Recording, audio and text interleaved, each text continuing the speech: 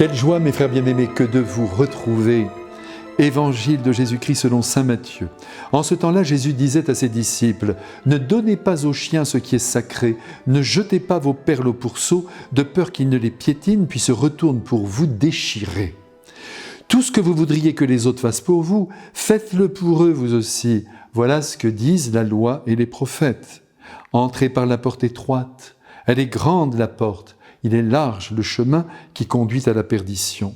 Et ils sont nombreux ceux qui s'y engagent. Mais elle est étroite la porte, il est resserré le chemin qui conduit à la vie, et ils sont peu nombreux ceux qui le trouvent. » Aujourd'hui, mes frères bien-aimés, l'Esprit Saint nous offre un texte court qu'il convient de disséquer avec attention de manière à ne pas faire de contresens. Jésus a pris place au pied d'une montagne. Je dis au pied parce que, comme vous le savez, la voie monte. Par conséquent, il faut imaginer le peuple placé en hauteur et Jésus au plus bas dans la plaine sur un terrain plat, entretenant ses disciples et aujourd'hui toute l'Église. Et la première chose qu'il nous dit est pour le moins inattendue, pour ne pas dire surprenante, puisqu'il compare certains hommes à des chiens et même à des cochons qui risquent de piétiner ce qu'on leur donne de meilleur. Et que peut-on leur donner de meilleur si ce n'est notre amour du Christ et puis les grâces que nous avons reçues de lui dans notre vie? Au fond, on leur offre par là le témoignage de notre foi. Et il est vrai, nous en avons tous fait l'expérience, que bien des êtres qui nous écoutent ne respectent pas ce que nous leur disons, se moquent de nous, à grands coups d'argumentaire ou de rire sarcastique. On ne doit, en voilà encore un de principe, on ne doit ouvrir son cœur qu'à ceux qui nous accordent leur confiance et leur amitié. Et c'est pourquoi Jésus nous donne la consigne, comme il l'a donné un jour aux apôtres de tous les temps, de ne pas insister avec les êtres qui résistent, de secouer la poussière de nos pieds. Vous vous souvenez de ce passage d'Évangile?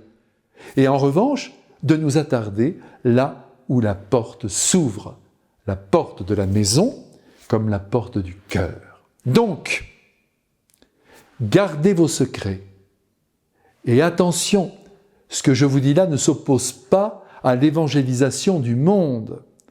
Laissez-moi vous rappeler que par notre seule présence, et je l'espère par la bonté qui transpire sur notre visage, par l'attention, l'intérêt que nous portons à la vie des autres, mais aussi par nos générosités, le Christ se faufile et fait son chemin dans le cœur des hommes. Le Christ lui-même, lui qui est notre exemple, n'a pas été compris dans ses paroles. Et Dieu sait si pourtant elles étaient justes, vraies et offertes avec amour.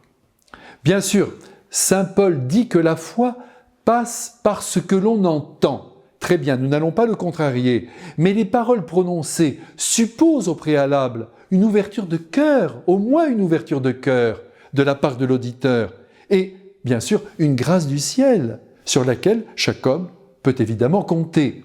Donc, encore une fois, ne cherchons pas à entrer à tout prix dans un cœur humain, n'entrons pas par effraction, même pour y planter le meilleur. Offrons d'abord notre amitié, notre considération, notre estime, et le reste suivra. Vous êtes agacés, n'est-ce pas, quand les témoins de Jéhovah frappent à votre porte pour vous convaincre à coups d'arguments et de passages de Bible de les suivre? Ou quand je ne sais quel rationaliste vous attaque de front pour vous dire ses convictions avec la volonté de vous y faire adhérer? Alors, eh bien, ne faites pas aux autres ce que vous ne voudriez pas qu'on vous fasse. Faites plutôt du bien avec votre capacité d'amour et ne cherchez pas à les convaincre en racontant ce que vous vivez vous-même avec Dieu notre Père. Vous allez vous faire écharper. Et de plus, la partie sera perdue pour lui. Car vous pouvez éloigner des âmes à force de dire le Seigneur a fait ça dans ma vie, le Seigneur a fait ça dans ma vie. J'ajoute ici volontiers que s'il ne faut pas donner nos perles aux cochons, il faut les compter, ces perles, en prendre soin et de temps en temps réouvrir l'écrin de notre âme où elle se trouve pour admirer toutes les grâces que nous avons reçues, car ce sont elles qui sont nos perles. Les grâces sont couvertes d'or, sont des diamants. Mais elles sont pour nous, ces grâces. Elles sont notre trésor. Nous n'avons pas, je le redis encore une fois, avec l'autorité du Christ, à les divulguer comme ça.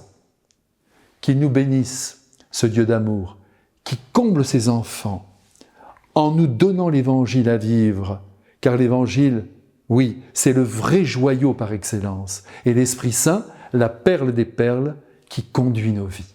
Amen.